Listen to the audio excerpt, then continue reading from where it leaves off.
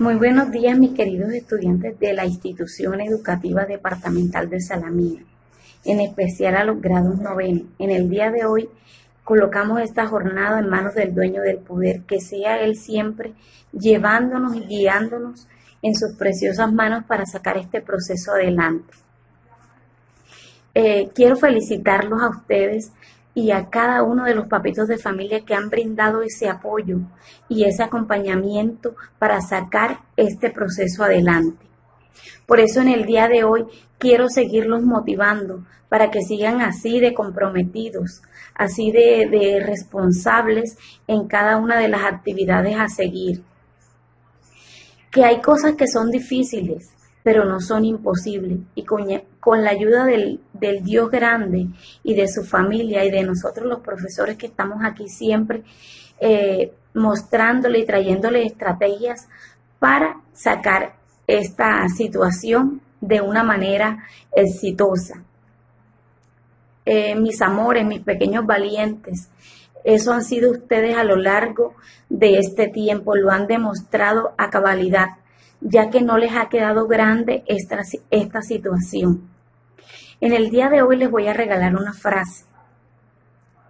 La vida me enseñó que se apriete más estudiando que hablando, que el respeto y la educación abren más puertas que el dinero, que una sonrisa te hace más atractivo que cualquier prenda de vestir, que la actitud nos define, nos acerca o nos aleja de los demás, que el amor se siente, mas no se elige.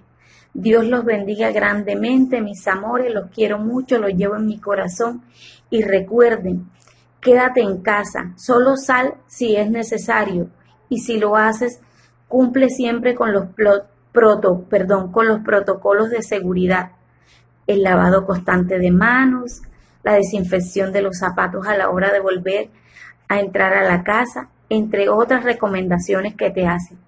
Cuídate porque quiero volverte a ver y quiero volverte a abrazar. Te quiero mucho. Los quiero mucho. Muy buenos días, queridos estudiantes de noveno grado. Esperamos que se encuentren muy bien. La comunidad de aprendizaje de lenguaje de la Institución Educativa Departamental de Salamina Magdalena, integrada por Ana Emilia Pavón Escalante, Luzmari Galindo Araque y Yuldi Calvo Blanquicet, les damos la bienvenida a la actividad de hoy. El objetivo es identificar los acontecimientos de la conquista como una clara influencia para la literatura de la época. En la clase anterior pues hablábamos mucho de las crónicas de Indias y de los distintos cronistas, pues hoy vamos a profundizar un poco más sobre ese tema y hablar un poco también de la arquitectura de la época. Antes de hablar de la literatura de la conquista y la colonia, pues debemos mencionar que el encuentro amable entre indígenas y españoles realmente duró poco después de aquel 12 de octubre de 1492. La avaricia española por el oro y las tierras y la idea de que las culturas indígenas eran inferiores marcaron el destino del continente que los hispanos llamaron América. Del choque entre indígenas y españoles surgió una literatura mestiza que se consolidó a lo largo de unos 300 años como consecuencia de la fusión entre la cultura hispana dominante y las culturas sometidas. Por su diario de a bordo conocemos que incluso antes de saber a dónde había llegado el primer gesto del almirante Cristóbal Colón al tocar tierra, fue formar posesión de ella en nombre de los reyes que representaba. Esta muestra de intolerancia justificó la imposición de vestiduras occidentales, de la lengua castellana y de la evangelización. Los primeros textos literarios escritos en lengua española americana fueron las cartas de relación y las crónicas. Pues nosotros observamos acá en la imagen, pues en este tiempo de la conquista, Cristóbal Colón pues trae una lengua que es la lengua castellana, una nueva forma de vestir, nuevas creencias religiosas que en ese tiempo pues se le imponen a los indígenas. Lamentablemente durante toda esta época podemos ver grandes injusticias en contra de los indígenas. Aquí miren en la imagen, vemos a unos españoles que están quemándole los pies a un indígena, lo tienen amarrado, lo están torturando, pues en esta época se vio mucha violencia hacia ellos. Lamentablemente llegaban a cortarles sus extremidades, las manos, los pies, a lastimarlos, a esclavizarlos, a violar a sus mujeres y una cantidad de injusticias que se cometieron contra ellos. Desde sus presagios, los pueblos indígenas percibieron a los españoles como una tormenta, como unas personas que llegaron a quitarle esa paz en la que ellos vivían. Lo representaban o lo imaginaban como el fin. En los pocos textos que de entonces se conservan manifiestan un profundo desespero y pesimismo por esa nueva realidad que empiezan a vivir con la llegada de los españoles. Durante el siglo XVI y XVII, en la península maya, indígenas ya evangelizados escribieron en su lengua los Chilam Balam. Los Chilam Balam eran como unos textos proféticos o presagios de sus sacerdotes que revelaban la historia y costumbres de los mayas. Aquí tenemos un ejemplo, el Calay de la Conquista, y está este texto que es de los Chilam Balam, y muchos pequeños pueblos con sus dioses familiares delante fueron tras ellos también, no quisieron esperar a los Tezules. Esta palabra Tezules viene de Tezul, quiere decir forastero. Ni a su cristianismo, no quisieron pagar tributo. De ese tiempo, cuando los hombres vivían saludables, cuando no había enfermedad, no había dolor de huesos, no había viruelas, cuando rectamente iba erguido el cuerpo de los hombres. Chilam Balam, Guatemala, fragmento. Este es un fragmento del Chilam Balam de los mayas. Refiere el antes y el ahora de su pueblo, de la libertad a la esclavitud. Pues antes de la conquista ellos vivían en total libertad, en toda esta naturaleza, en todo eso, y al llegar estos españoles, pues, como lo mencionaba anteriormente, ellos lo ven como el fin de ellos, el fin de su libertad y la llegada de la esclavitud. Aquí nos habla de andar erguido demuestra libertad, el sometido siempre agacha la cabeza. Ellos antes de los españoles vivían esa libertad y después ellos se notaban a sí mismos como una persona que tenía que agachar la cabeza ante el sometimiento. En esta parte tenemos un texto de Fray Toribio de Benavente, Agüeros de los Aztecas. Dicen, creían en mil agüeros y señales, y mayormente tenían gran agüero en el búho, y si le oían graznar o aullar sobre la casa que se sentaban, decían que muy presto había de morir alguno de aquella casa. Tenían también que la mujer que paría dos de un vientre, lo cual en esta tierra acontece muchas veces, que el padre o la madre de los tales había de morir. El remedio que el cruel demonio les daba era que mataban a uno de los mielgos, mellizos, y con esto creían que ni moriría el padre ni la madre, y muchas veces lo hacían.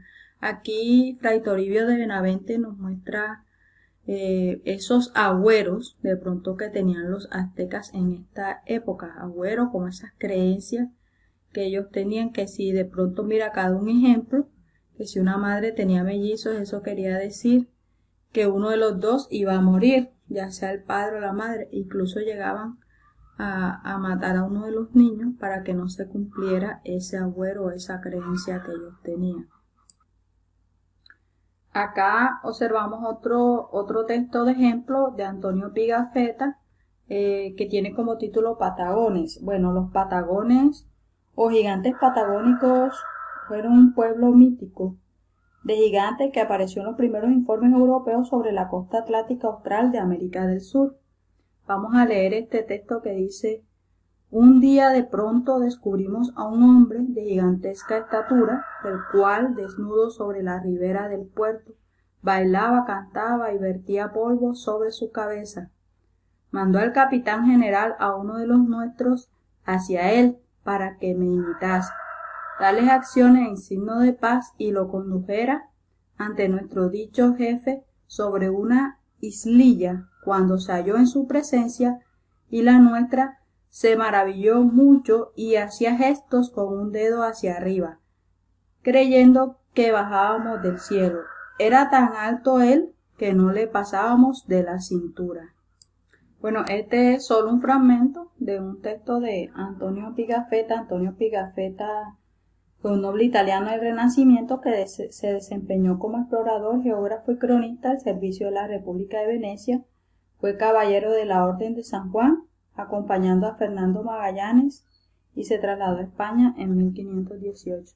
Aquí vemos que ya pues utilizaba muchos recursos estilísticos, entre ellos la hipérbole. La hipérbole es un recurso, una figura literaria, pues que consiste en exagerar. Acá vemos cómo exageran, que dice, por ejemplo, acá miren, cuando halló en su presencia nuestra se maravilló mucho y hacía gesto con un dedo hacia arriba, creyendo que bajásemos del cielo. Era tan alto él que no le pasábamos de la cintura. O sea, imagina un hombre tan alto que no le pasaban de la cintura, una exageración.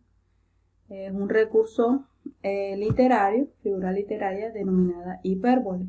Entonces acá vemos cómo se revela esa visión. Para mencionar algunos cronistas destacados de esta época, sobre el descubrimiento tenemos a Cristóbal Colón con el diario a bordo y cartas sobre el descubrimiento. Sobre México tenemos a Bernal Díaz del Castillo con la historia verdadera de la conquista de la Nueva España.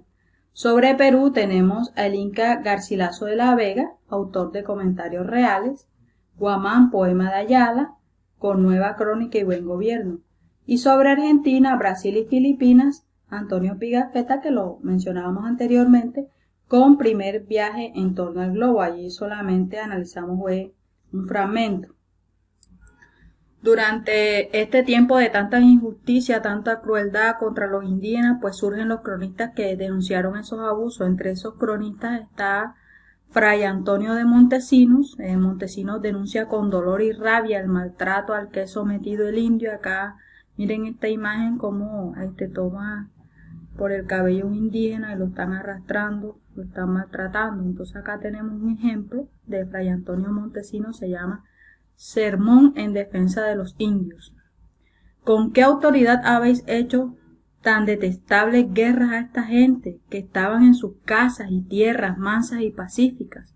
¿Cómo los tenéis tan opresos y fatigados, sin darles de comer ni curarlos en sus enfermedades? Que de los excesivos trabajos que le dais incurren y se os mueren, y por mejor decir los matáis por sacar y adquirir oro cada día. Estos no son hombres. Miren acá cómo se nota en el texto de pronto la rabia, o sea, el sentir esa injusticia contra estas personas que fueron esclavizadas, torturadas, y cómo en estas crónicas Fray Antonio de Montesinos refleja esto, denuncia con rabia, con dolor ese maltrato a los cuales son sometidos los indios. Otro defensor de los indígenas fue Fray Bartolomé de las Casas. Bueno, este texto no es de Fray Bartolomé de las Casas, pero hace referencia o habla sobre ese aporte de Fray Bartolomé de las Casas. Pero Fray Bartolomé de las Casas, como lo vimos en la anterior actividad, pues fue un defensor de los indígenas. José Miguel de Oviedo en este fragmento pues nos habla de ese aporte que hizo Fray Bartolomé de las Casas. Dice, si bien las ideas de las casas no alcanzaron el triunfo total que él esperaba, no es difícil imaginar lo que habría sido de los indios sin su intervención. El exterminio hubiese sido total y nuestra historia sería totalmente distinta. El impacto de su obra fue, pues, decisivo y mantiene su interés hasta ahora. No es exagerado considerar a las casas un precursor del pacifismo y la lucha por los derechos humanos. Fray Bartolomé de las Casas, pues, él nació en Sevilla en el año 1474, fue religioso español, defensor de los derechos de los indígenas en los inicios de la colonización de América. Tuvo una formación más que todo autodidacta, orientada a la teología, la filosofía y el derecho. Tal como lo dice aquí José Miguel de Oviedo, si Fray Bartolomé de las Casas no hubiese estado acá, pues, sin su intervención, tal vez los indígenas hubiesen caído en el exterminio, hubiesen desaparecido. Nuestra historia hoy sería totalmente diferente, no estaríamos leyendo tal vez este texto. pero fue muy importante esa defensa que hizo Bartolomé de las Casas hacia los indígenas. Bueno, el 12 de octubre de 1492, Cristóbal Colón pisaba las tierras de América y se iniciaba así una política de conquistas que destruyó gran cantidad de culturas autóctonas. Todas estas culturas colonizadas por España, Portugal e Inglaterra principalmente se conocen con el nombre de precolombinas. Y se puede decir que desaparecieron casi totalmente bajo el poder de imperios europeos. En la actualidad se conservan restos de sus arquitecturas rupestres y de sus poblados. Aquí tenemos un ejemplo, este mapa de Machu Picchu, realizado en el 2006. Su autor es Pablo Pablo, y aquí mira, aquí nos dice que Machu Picchu es un poblado inca construido en el siglo XV en los Andes centrales del sur de Perú. Al parecer fue santuario religioso en homenaje a Inti el Sol, de quien descendía el Inca, el emperador. Se le considera una obra maestra de la arquitectura y la ingeniería por la distribución de las construcciones, así como por los accesos, el sistema de drenaje y los suelos elegidos, lo cual ha permitido su conservación. Acá tenemos el mapa que les mencionaba del autor Pablo Pablo, realizado en el 2006, de Machu Picchu, este poblado inca que fue construido durante el siglo XV. Acá pues observamos una foto real, una foto contemporánea de Machu Picchu, que es una ciudadela inca, como les mencionaba, ubicada en las alturas de las montañas de los Andes del Perú, sobre el valle del río Urubamba, y se construyó en el siglo XV y luego fue abandonada. Es famosa por sus sofisticadas paredes de piedra seca que combinan enormes bloques. Acá podemos observar, miren, cómo fue construida Machu Picchu con enormes rocas, piedras, y está en una montaña. Pues la geografía y toda esta parte rocosa y montañosa pues hacía que miren cómo se ve. También se le denominaban terrazas.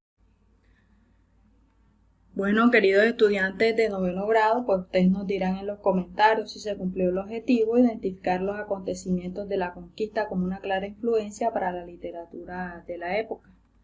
Queremos darle las gracias por prestar atención, queremos decirles que se queden en casa, que eviten el coronavirus, que se cuiden mucho y que no se desmotiven, continúen realizando las guías de aprendizaje, que nosotros los docentes estamos aquí para apoyarlos.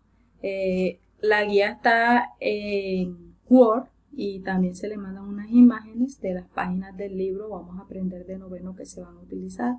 Pues ustedes contestan la pregunta en el Word y lo suben en la plataforma Classroom. Muchas gracias nuevamente. Que tengan un buen día.